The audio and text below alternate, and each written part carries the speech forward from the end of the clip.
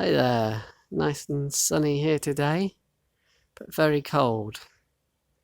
So I think the max temp is probably going to be single figures today. There was a hard frost last night. Van was frozen up. So I had to do a bit of scraping this morning. I haven't got time to do a press today. I've got to get off to the chiropractor. So I've been sorting out my apples. So you can see those are the rejects here. Often they look quite nice, but then when you turn them over. So I wanted to talk about a process called Keeving. So Keeving is how they make like Normandy style cider. So it's sometimes called the French method here in the UK. It's used quite a lot, but only by sort of craft cider makers.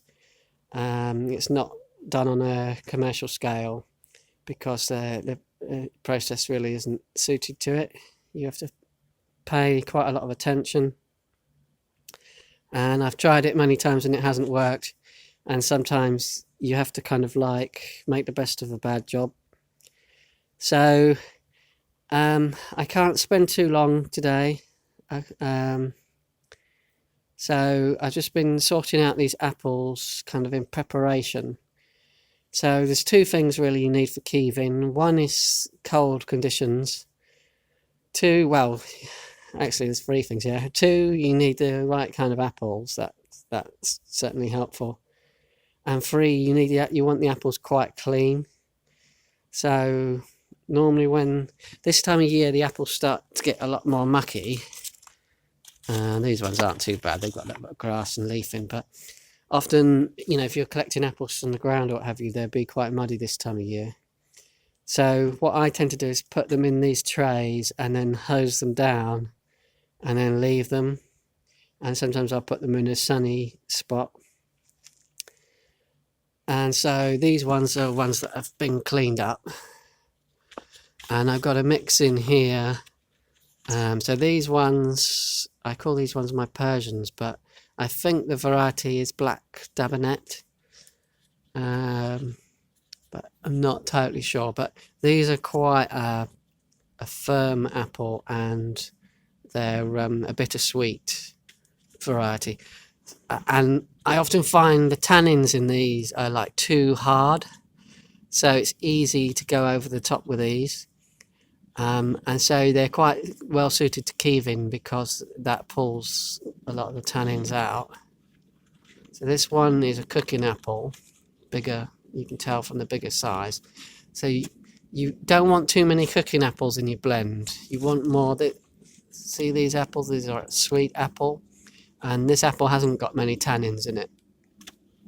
So you want only not very many cookers. Lots of sweet apples if you can find them.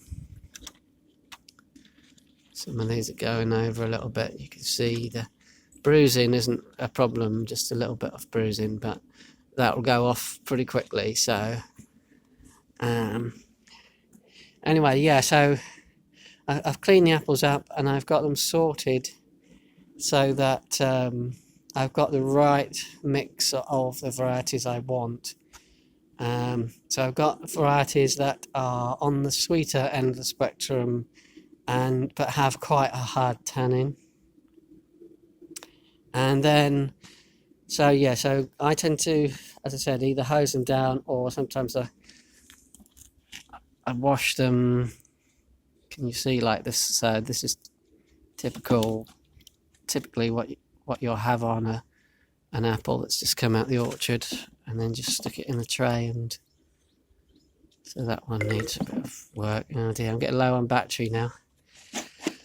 So the other thing I need to sort out is my mill. So I'm going to mill them tomorrow. So I'm going to leave them to get really cold tonight, and then I'm going to mill them tomorrow.